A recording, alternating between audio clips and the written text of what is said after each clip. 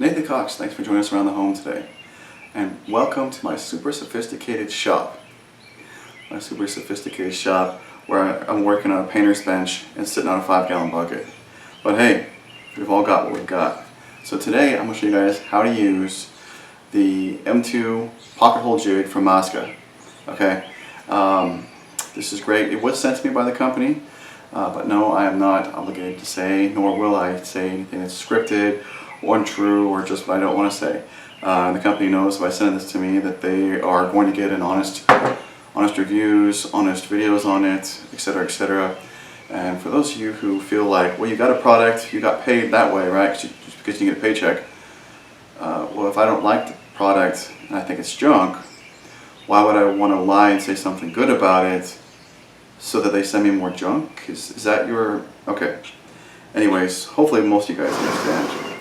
I'm going to say what I want to say about this, okay? Alright, and if you guys want to see the unboxing and what everything comes in the box here, because what I've got is, we got the M2 Pro M2 bundle, okay? I will have Amazon links in the description down below and direct company links as well, okay? So you can use either way. You can order directly from the company or from Amazon. I did get sent directly from the company. I will tell you the communication was amazing. I knew when it was order was complete, when it was getting ready to ship, when it shipped, you know, when it arrived. I got multiple emails, knew exactly where my stuff was. So the company, you don't lose track of it. You don't be like, where's my stuff? That's one really nice thing. Okay, so first things first, you really should be mounting this somewhere so it's not just all flopping around. Okay, and this thing can mount one of two ways. It does have a track in here for a T-clamp. So some of their packages do have a T-clamp. You can slide it in there and just clamp it right on.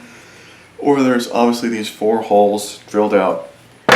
And they do provide you with 4 screws to mount it with, which you'll know that these are the right screws because these are just standard 1¼ number 8 wood screws versus all the pocket hole screws that they give you. So they're very different. You'll know right away which ones they are. And before you mount it down, you know, especially if you have a tight area like I do here, take a look at your support wings here. So take one of the rods, you know, or you can do both, and we're going to slide one of the wings on, okay? And we're going to make sure that it can actually sit on the board. You don't want it to be so far back that it's even that, right?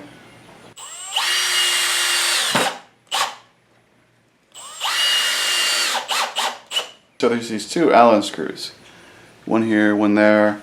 So slide the bars in. You know, obviously these have to be loosened up a little bit so they can slide in all the way.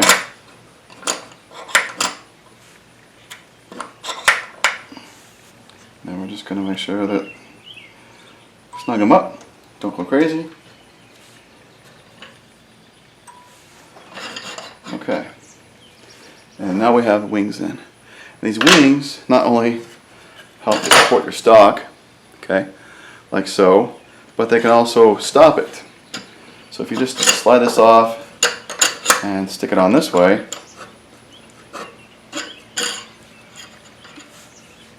you can see the thumb screw now that it's back in the screen. Okay, so anywhere here I want to set a stop, just tighten this thumb screw. And it's really nice is sometimes when I do stuff like this on some products, when you tighten it down, it ends up like pulling it, you know, one way or the other. This one here I've done it a number of times, and it seems to, right where I want to tighten it up, it stays in place. I don't have to sit there and try to clamp it down and then tighten it. You know, I can just tighten it down. So there we go. So we've got a stop, and you can do it the same on the left side too. So either way, thumb screws work real good there. Alright, the next step is we're going to adjust this for the thickness of our stock, okay? So I know that this is a 1x board, standard 1x4 pine, actual 3/4 inch thickness, okay? So let's say this just came in, you know, out of the box. So we're going to lift it up, line it up to 3/4 right here, and tighten the thumb screws. And again, if you noticed, it didn't try to climb or, you know, go up or down when I tightened the screws. It just locked in place. Now here we do have the dust port, which we will be using because I'm always working like in my own garage, and I try to keep it very clean I think everything that's woodworking should come with a dust port. Now this hose right here is off of my daughter's little Hyper Tough, a 1.5 gallon shop vac. But don't laugh, because I bought her that for her scroll saw, so she could use it in her room, and it's a perfect little mini shop vac. Very affordable, it works great, and I've got a shop vac hose here. This is an actual 1.25" shop vac hose, and it fits in just as fine as well. Okay. Now, if you're going to have the 2.5" hose, obviously you need an adapter down. Okay, but 1.25" goes right in. All right. Now that we have the depth adjusted here on the main block here, we need to adjust it for our drill bit. Okay. So you're gonna have a drill bit, you're gonna have the collar, and you're gonna have the shorter black Allen wrench. Okay. So I'm just gonna loosen up the collar. We're just gonna start over. Okay. So now we just have the drill bit. So we have this little depth guide right here. So it's gonna sit in this hole. It's right there. It just drops in. Okay. Actually, let me show you better up close. If it will, let me focus. People probably won't see the light. We've got measurements here: 1/2 inch to 3/4, 7/8, and it keeps building up bigger. 1 inch, 1.25 inches, and 1.5 inches for thickness of stock. So we're just going to put it facing you or facing the block. So the first one, 1/2 inch and 3/4, is pointing right there. Okay. So that the drill bit is going to drop right on top of that. Okay, drop your drill bit in. It's sitting down here on the 1/2 inch to 3/4. Slide our collar on, and I'm going to snug it up. Go ahead and just snug it up just a hair more. Okay. Now that's ready. Okay, so now we've set this drill bit. Some of you will be like, well, wait a second. No, I also have a Craig system, or what if the drill bit breaks? Even though I wouldn't mind ordering directly from the company and get their drill bit, if I'm in the middle of a project, can I use the Craig's drill bit? Will it work? Will it fit? Does it work right? Etc., etc., etc. The answer is basically yes. Okay, I say basically because it is a slight bit different. Though it even uses the same size Allen, okay, for the little locking collar. But the difference is the Craig bit has these spots already on the bit. You don't have to just look at and lock it in, right? But here we just have to do it the same way as we just did the Massca one that came with it. So drill depth guide in, drill bit down the hole, collar on, and then snug up the collar. Okay, now for our last adjustment before we get started. So take your depth guide, set it off to the side. We have to adjust the clamp itself, okay? Now some of you might be saying, hey, you know, the Craig 720 Pro has auto handle and stuff like that. Yes, it does. But you're going to see that because I will have that. You'll see the video actually popping up. I'll put it here. Top right of your screen. I'm going to run this in my very next video head to head against the 720 Pro, which I have, okay? So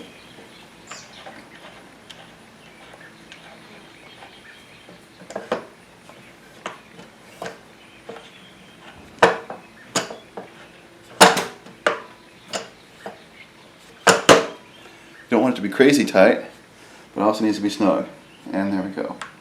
And if you want to like kind of lock it in place, you can take a little wrench and snug up that nut right there and kind of lock it.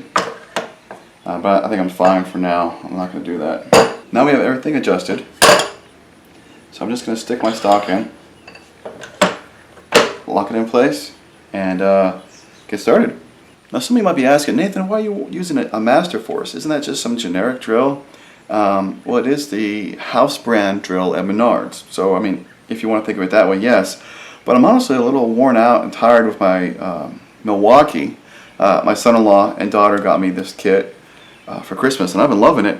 They have an actual metal Jacobs chuck on this drill. And my Milwaukee's got a crappy chuck that I should already have replaced the second one on there. So, snug it up. Higher gear. Now when I drill in here, okay, I don't start off drilling as I go in the hole. I don't want it to catch and you know, drill part of the jig. So drop it in, go against the wood, and lift up a little bit, and then start drilling, and then you can make your hole. And I'm going to go ahead and turn on the shop vac too. And you guys can see, you'll be able to watch and see how good the dust collection is.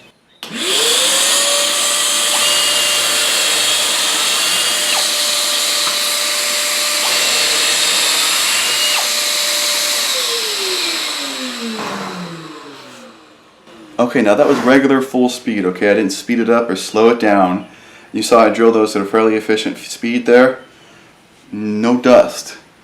Okay, you're going to notice me saying this because the 720 from Craig's does not take care of its dust nearly that well. I mean, there's nothing here. Open it up. There's no dust. It took care of all of it. And we have our 2 pocket holes, okay? It's just this wood. I tell you, it costs more and more for wood, but definitely it's not getting up higher any quality. Alright, let's go over a couple more features here. So you'd be like, okay, well, I love the dust collection port, but it's facing the wrong direction. Can you spin it? Yes. Alright, so with this pocket hole jig, the longer silver Allen wrench works everything else, okay? So the black one only works the collar on the drill bit. Alright? So, changing, and these screws actually go in and out pretty good. I was afraid that they might want to try to cross thread and strip easily, but I'm not having that problem. So I've been happy with the fit and finish of all the thread and the hardware. It's not something I can say very much of these days. So you're just going to take it and just spin it. It's really that easy. I mean, it's not toolless, but more than likely you're going to be using this on a bench, and in that situation it's going to be kind of semi-permanently mounted, so moving the dust collection port shouldn't be something you have to do very often at all. But now we're facing to the right, no big deal. Now there is one other special feature of this jig which you may or may not use. I don't see a lot of people using this feature, but I'm going to show you how it works. We're going to do a little disassembling first. So we're going to take off the wings and take it off the block here.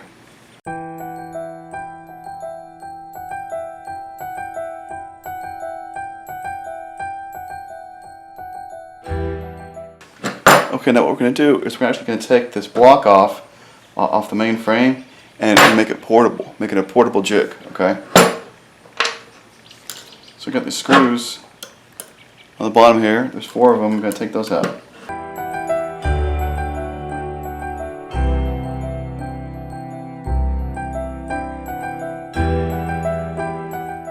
Okay, now what we're going to do is we're going to take this little base plate adapter, which does come with the kit, and we're going to stick it on there, okay, leaving the overhang on the bottom side.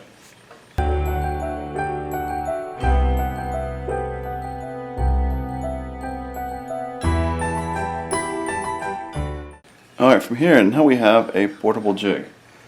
Alright, and to adjust it, we still adjust it here for the thickness of our stock, which is still at 3/4.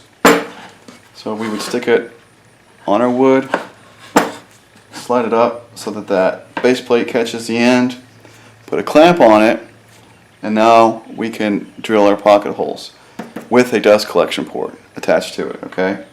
Now of course I understand some of you would be like, wow, that's kind of like a lot of steps to take that off and make that portable. So yes, if you have to have a need for a portable jig, buying a separate one I would really highly recommend rather than doing this all the time. Having some kind of a I don't know, I'm going to say like toolless or those big thumb screws, you know, like these guys here. Something else to lock this on there so it comes off and on easier would make this more of a viable, like actual feature. But it does work, you know, it does work. It just takes time to unscrew all these 4 screws and then, you know, then putting it back together later. So if you have a project where you did it all and then there's a board that's like up on something and you're like, oops, you know, obviously you can't clamp it on here, you can take this off and drill your pocket holes. So the fact that this is an option is great, even if it's a difficult to use option. Well, no, it's easy to use once it's assembled. It's just, I guess, difficult to transform it into this. Let's put it like that. And now that we've gotten this back together, you know, we got our 4 screws back in here in the base. So the point I wanted to mention right off the bat when you get out of the box is for some reason, I think that these weren't snugged up all the way when I got it out of the box. So I would just take 20 seconds and I just double check the screws down here and the screws for the clamp here and just make sure they're snugged up before the first time you use it. That's all. Okay, so I hope I was able to make that very clear on how to use this M2 pocket hole jig from Massca. It's a very high quality piece here, easy to use. It's going to really make your project shine, especially if you're doing any kind of furniture. So please take a moment, subscribe to the channel, check out our website, and there's another video for you guys to enjoy. Thanks again.